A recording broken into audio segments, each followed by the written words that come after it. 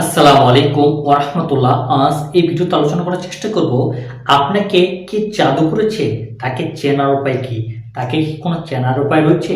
আসলে আপনাকে কোন ব্যক্তি জাদু করেছে বা কোন জাদুকর জাদু করেছে, তাকে চেনার উপায় কি? বা অনেক সময় আপনি দেখেছেন এই ইউটিউব প্ল্যাটফর্মে আপনি যদি এই আমলটি করেন তাহলে আপনি বলে দিতে পারবেন, আপনি স্বপ্নে বলে দিতে পারবেন যে অমুক তান্ত্রিক আপনার উপরে জাদু করেছে বা অমুক ব্যক্তি আপনার জাদু করেছে। আপনি যদি এই আমলটা করেন তাহলে এই জাদুর কারণে সে ব্যক্তি কোথা থেকে করেছে, কিভাবে করেছে, সকল বিষয়গুলো জানতে পারবেন। আসলে কি সে প্রতিটি বিষয় জানা যায়, নাকি এটা অন্য কোনো রহস্য রয়েছে? আজ এই ভিডিওতে এ টু জেড এই নিয়ে আলোচনা করার চেষ্টা করব ইনশাল্লাহ। আপনারা দেখছেন জিনপরি ও কালো জাদুর একটি ইউটিউব চ্যানেল। আমি সঙ্গে রয়েছে মোহাম্মদ সিকি ফরহাদ রাজা। অনেক সময় দেখেছেন বা শুনেছেন যে জাদুর কারণে আপনার বিভিন্ন ধরনের সমস্যা হয়ে থাকে। এক কথায় আপনি জানেন না যে আপনার শরীরে কোনো ধরনের জাদুর সমস্যা রয়েছে, নাকি জিনের সমস্যা রয়েছে, নাকি বদনজরের কোনো সমস্যা রয়েছে, নাকি আশিক জিনের সমস্যা রয়েছে, চালান জিনের সমস্যা রয়েছে, নাকি আপনার শারীরিক কোনো অসুস্থ রয়েছে। আসলে না জানার কারণে আপনার শরীরে মনে করেন সবসময় মাথা ব্যথা করে, আপনার শরীর দুর্বল লাগে, শরীর ভার ভার লাগে, মাথা প্রচন্ড ব্যথা করে, আপনি স্বপ্নে বিভিন্ন ধরনের ভয়ঙ্কর স্বপ্ন দেখেন বা চলাফেরা করতে মনে হচ্ছে যে আপনার আশেপাশে কোনো মানুষ চলাফেরা করতেছে, এরকম ফিল হচ্ছে। আপনার এই সমস্যা হওয়ার কারণে আপনি ওষুধ খাচ্ছেন, কোনো ফলাফল পাচ্ছেন না, ডাক্তারের কাছে যাচ্ছেন, কোনো ফলাফল পাচ্ছেন না, বা কোনো রোগও ডাক্তার নির্ণয় করতে পারতেছে না। আসলে মূলত আপনার সমস্যাটা কি? তখন আপনি কি কাজ করেন? কোনো হুজুর অথবা কোনো মুদাব্বি বা কোনো ত্রান্তিকের কাছে গিয়ে সর্বপ্রথমে যে কাজটি করেন, আপনি জানার চেষ্টা করেন যে আসলে আপনার মূলত সমস্যাটা কি। আপনার কি জিনগত সমস্যা, আশিক জিনের সমস্যা, চালান জিনের সমস্যা, জাদুর সমস্যা, নাকি অন্য কোনো কিছু সমস্যা? তখন এই হাজিরার মাধ্যমে বা বিভিন্ন কৌশল অবলম্বন করে এক একজন মুদাব্বির হুজুর বা ত্রান্তিক গুলো তো এটা করার পরে নির্ণয় করে, হ্যাঁ আপনার উপরে জিন চালান করা হয়েছে, আপনার উপরে আশিক জিনের প্রভাব রয়েছে, আপনাকে জাদু করা হয়েছে।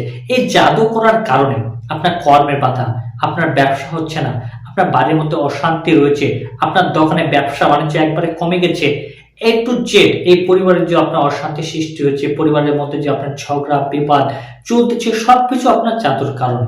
তো আপনার আচ্ছা ঠিক আছে, জাদুর কারণে করেছে, তাহলে জাদু কে করেছে? যখন আপনি ওই সে হুজুরকে প্রশ্ন করেন বা মুদাব্বিরকে প্রশ্ন করেন, আচ্ছা আমার উপরে জাদু কে করেছে, তাকে কি কোনো চেনার উপায় রয়েছে বা চেনার কোনো পদ্ধতি রয়েছে?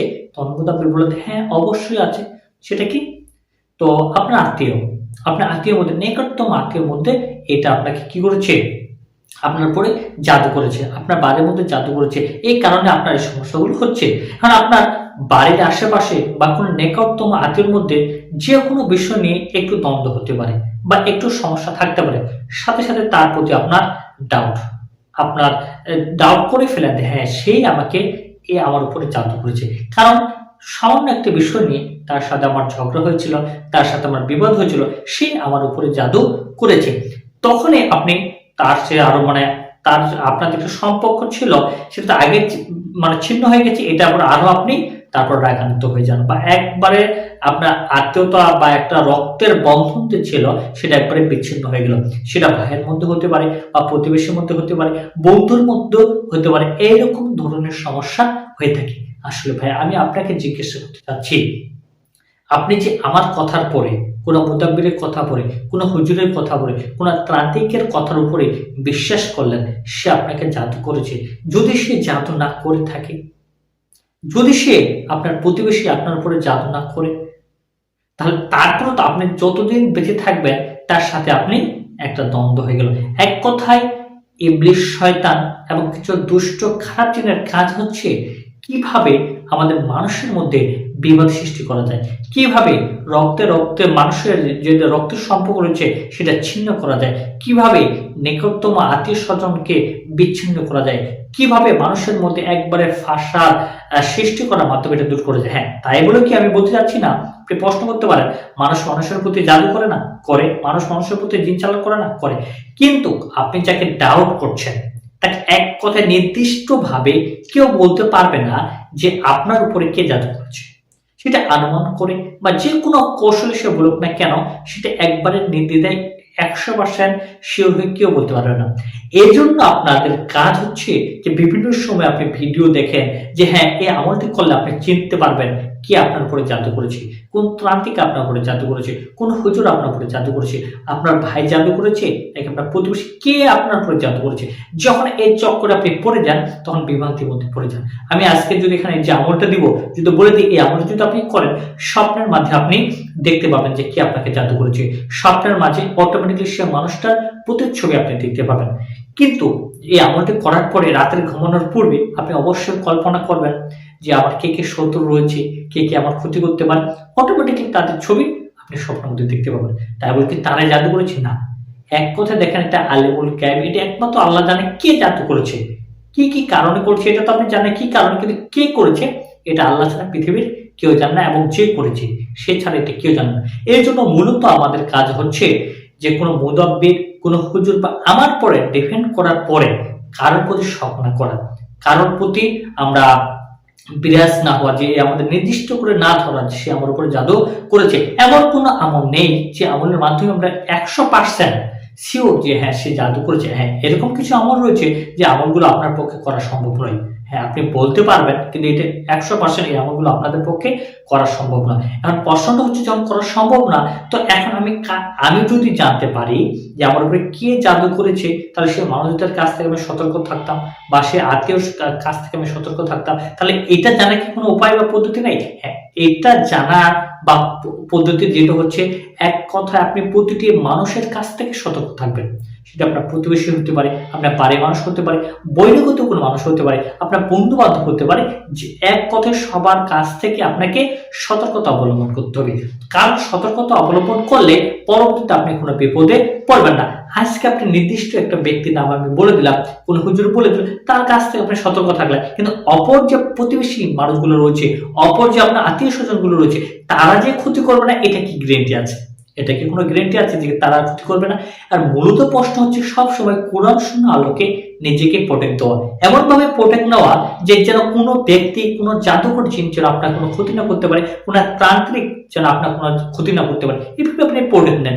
কে কি করতেছে, এক কথায় প্রতিটি মানুষের কাছ থেকে আপনি সতর্ক থাকবেন।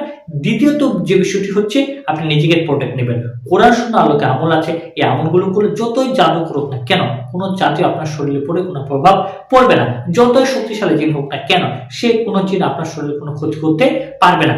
শারীরিক যে একটা সমস্যা, আমাদের শারীরিক সমস্যা হতে পারে, ছোটখাটো সমস্যার কারণে আমরা মুদাব্বির হুজুরের কাছে দৌড়াই, পানি পড়া খাই, তেল পড়া দিই, এইটা ইত্যাদি। এটা কখনো করবেন না। আসলে সম্পূর্ণ আপনার সমস্যা কি, এটা কি আপনার শারীরিক কোনো দুর্বলতার কারণে? কারণ দেখেন, আপনি যখনই একটা কোনো মুদাব্বিরের কাছে বা হুজুরের কাছে যাবেন, হয়তো আমার কথা বলতেছি না বা অন্য কারোর কথা বলতেছি না, কোনো না কোনো সমস্যার কথা আপনাকে বলবে, কোনো না কোনো সমস্যার কথা আপনাকে বলবে যে হ্যাঁ আপনার জিনগত সমস্যা, আপনার জাদুগত সমস্যা, আপনার চালান জিনের সমস্যা, বা আপনার আশিক জিনের সমস্যা রয়েছে। এটা কোনো মুদাব্বিরের কাছে যাওয়ার পরে আপনি নিজে পরীক্ষা করেন। পরীক্ষা করার জন্য আপনাকে কারো কাছে যেতে হবে না। আমার ইউটিউব প্ল্যাটফর্মে ভিডিও আছে, অন্য অন্য আরো ভিডিও রয়েছে, যেগুলো কোরআন সুন্নাহ আলোকে আপনি নিজে পরীক্ষা করুন যে আসলে মূলত আপনার জিনগত সমস্যা আছে কিনা, জাদুগত সমস্যা আছে কিনা। তখন আপনি কোনো মুদাব্বিরের কাছে যাবেন। কারণ যখন মুদাব্বিরের কাছে যান, একটা না একটা কথা বলে সেই সমস্যা আপনার ব্রেনের মধ্যে সেট আপ হয়ে যায়। এই জন্য ফাইনালি যে কথাটা বলতে চাচ্ছি, যে কারো কাছে না গিয়ে নিজেই আপনি কোরআন সুন্নাহ আলোকে আমল করুন। কোরআন সুন্নাহ আলোকে আমল করার মাধ্যমে আপনার নিজেকে প্রোটেক্ট দেন, নিজের পরিবারকে দেন, এবং সকল মানুষের কাছ থেকে আপনি সতর্ক থাকার চেষ্টা করেন। এই মুখোশধারী মানুষদেরকে এই পৃথিবীর বুকে এখন চেনা পরদায় আপনি কাকে বাদ দিবেন, কাকে আপনার শত্রু ভাববেন, কাকে আপনার বন্ধু ভাববেন, এটা আদৌ বলা সম্ভব নয়। এর জন্য আমাদের কাজ হচ্ছে আগে নিজে আপনি প্রোটেক্ট নেন, নিজের পরিবারকে প্রোটেক্ট দেন কোরআন সুন্নাহ আলোকে। এক, তারপর যে বিষয়টা হচ্ছে যে প্রতিটি মানুষের কাছ থেকে সতর্ক থাকেন, যে কাউকে ডাউট করবেন না যে হ্যাঁ 100% সে কাজটি আপনার উপর করেছে। যখন বিপদ থাকতে পারে যে কোনো কারণে। আশা করি আমি সংক্ষিপ্তভাবে বোঝানোর চেষ্টা করেছি যে আসলে আপনি যে আমল করেন না কেন, কোনোভাবেই 100% সেটা পাওয়া সম্ভব নয় যে আসলে কে আপনার উপরে জাদু করেছে। আশা করি সংক্ষিপ্তভাবে আপনাকে বোঝাতে পেরেছি।